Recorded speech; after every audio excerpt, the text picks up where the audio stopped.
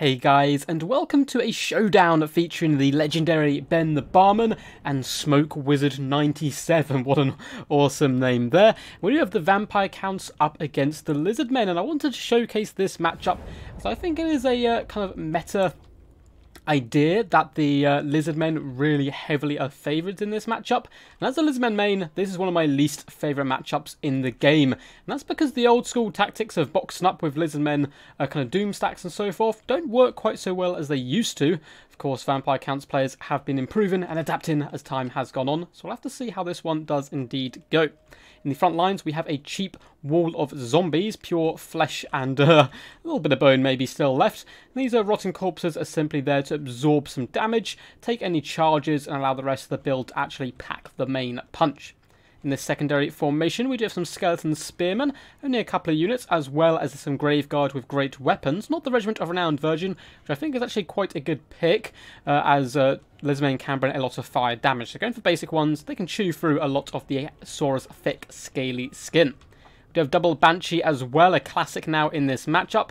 The Lizardmen have a surprising amount of magic damage, but it's not really in a combat form, so it's kind of hard to pin these ladies in. Of course, Flaming Sword of Rune or the Regiment around Temple Guard can handle them, but they're very quick and slippery to deal with, so sometimes you can't quite catch them.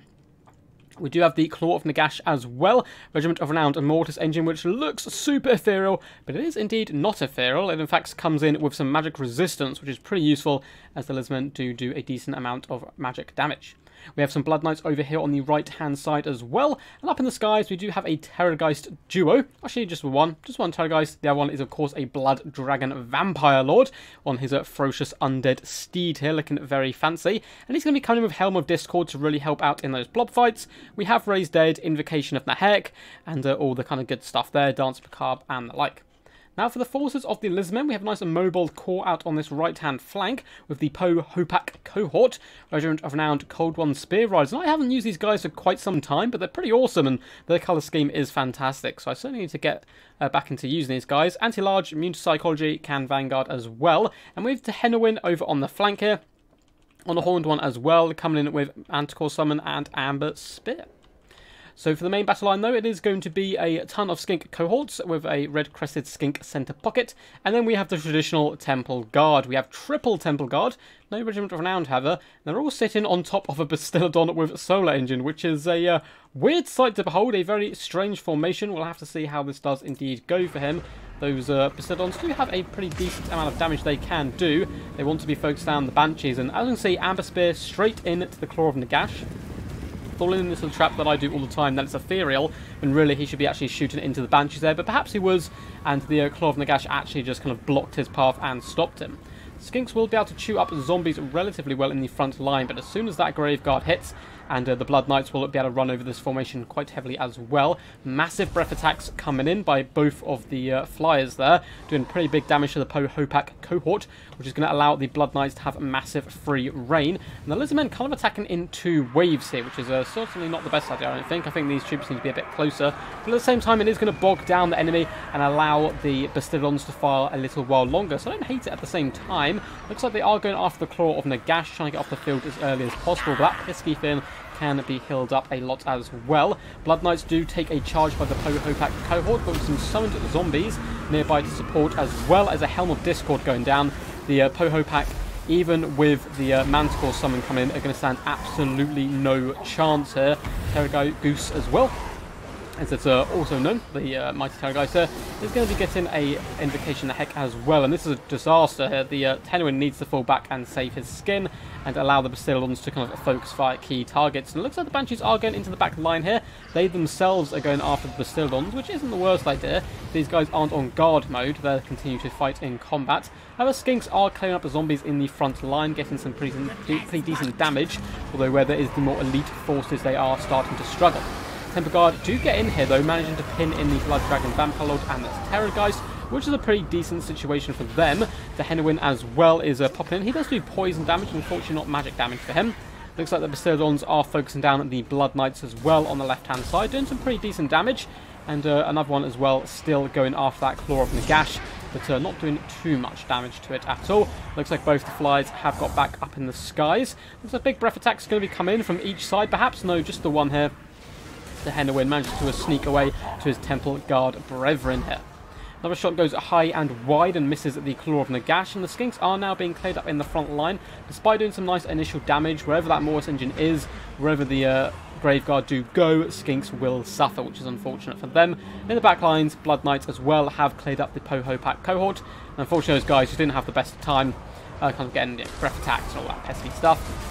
The Bastildons do continue to shoot into the Blood Knights, and it looks like they may have got a few models as well, but they're certainly pretty tough to deal with. This one Bastildon has lost its Temple Guard bodyguard here, and is being hunted down by the Terrorgeist himself, and poor Henowin has now been surrounded. Temple Guard do dart to his aid, and a Feral Manticore does indeed pop in, although that will be dissipating soon, but massive damage done on the charge to those Blood Knights, and in come the Temple Guard. Yeah, these Blood Knights want to flee for their lives, but Invocation Heck is popped, which is going to keep them nice and topped up.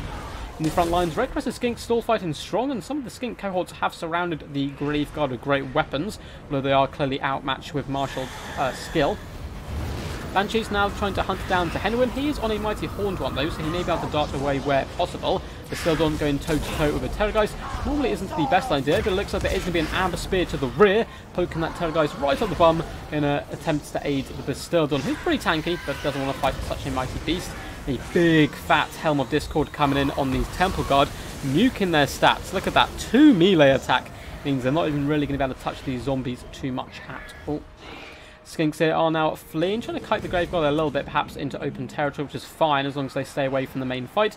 Zombies are slowly disappearing, and Blood Knights are getting near their healing cap, but if you get units near their healing cap, they've normally done a pretty decent job throughout the battle, as we are now forming into how this matchup normally goes, a gigantic blob fight, and the Vampire Counts are the masters of the blob.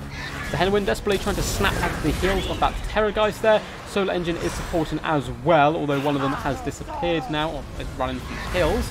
And I think the poor Henowin may have actually been slain there in the midst of all that carnage, which does bode ill. Yeah, we can see his fallen horned one here, as the Skink fanatic himself is dragged into the dirt, and with that things are looking pretty bleak.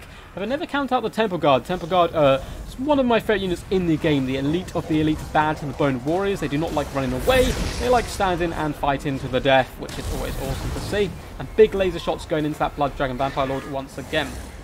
A ton of magic has been used already, there's probably a little bit more in the bank, and this Solar Engine has managed to rally here. Not too many mobile threats alive now for the Counts. Quite a lot of Blood Knights are still alive, just in the distance, and they've got the 2 big flies, but they're kind of wanting to get stuck into the Temple Guard at the moment and finish off these Bastildons. Looks like one is going to float over some Skinks. Desperately going to try and support, but there's not too much they can do. It's a bit of a lost cause there, and a big old shriek does come down, and the Bastildon fires one last shot in defiance into the back of the Blood Dragon Vampire Lord, doing some huge damage here. He's really starting to struggle as Temple Guard do nip at his heels. Those massive halberds cleaving rotting flesh from the dragon's skeletal frame, but Invocation Heck is going to top him up, and there's nothing really to pin him in, so he's going to quite happily fly up into the sky. Take a couple of shots though, which is some pretty nasty stuff.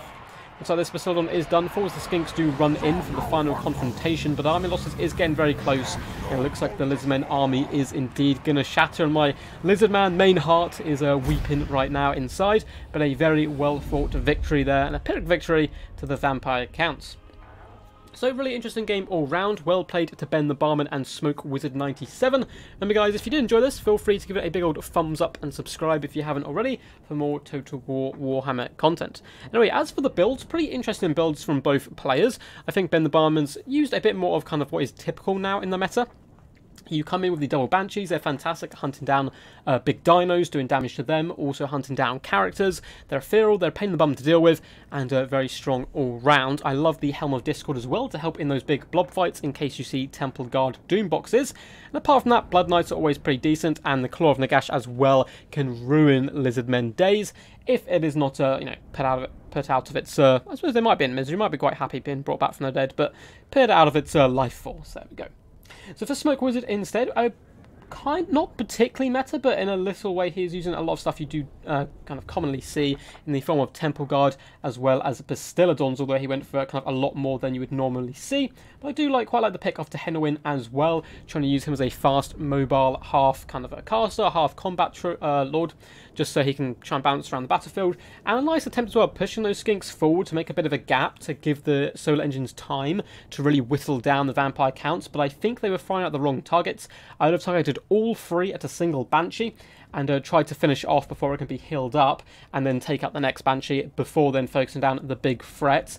As of course these blasts do do magic damage, making them good against the Banshees, but not quite so good against the Claw of Nagash. Temple Guard getting massive kills as always, but slowly getting dragged down, and this is becoming a bit of a problem for Lizardmen players in general. They're kind of falling into this format of relying on the Temple Guard to kind of box up at the late game and work their way through the vampire counts, and it still does work against some vampire count players. However, the kind of top players at the moment have seemed to mix up the matchup a little bit, and have learned how to deal with the Lizardmen box, which we didn't see a fully box build here. I quite like the attempts, as I said before, to like split the force. But yeah, so Vampire Counts players definitely got more use to the Lizardmen meta overall. So it'll be interesting to see how the Lizardmen do come back. I think a skirmish style force might be a good idea. You do have to be a bit scared of bats and blood knights and the like, but honestly, going like 3 salamanders, an ancient salamander, a Slan of Fire, and then trying to just kind of like slow down the engagement with skinks, kind of slowing down the main blob of the Vampire Count's force while you pick off the other key targets may be the way forward, but who indeed knows? Only time will tell. And that's one of the best things about this game, is that the meta is constantly switching and changing. I still think this matchup will be considered Lizardman favoured, but every time I see, I pick Lizardmen and I see someone pick Vampire Counts across the board for me, my heart does sink a little bit. Anyway guys, until next time, peace, and as always, stay awesome.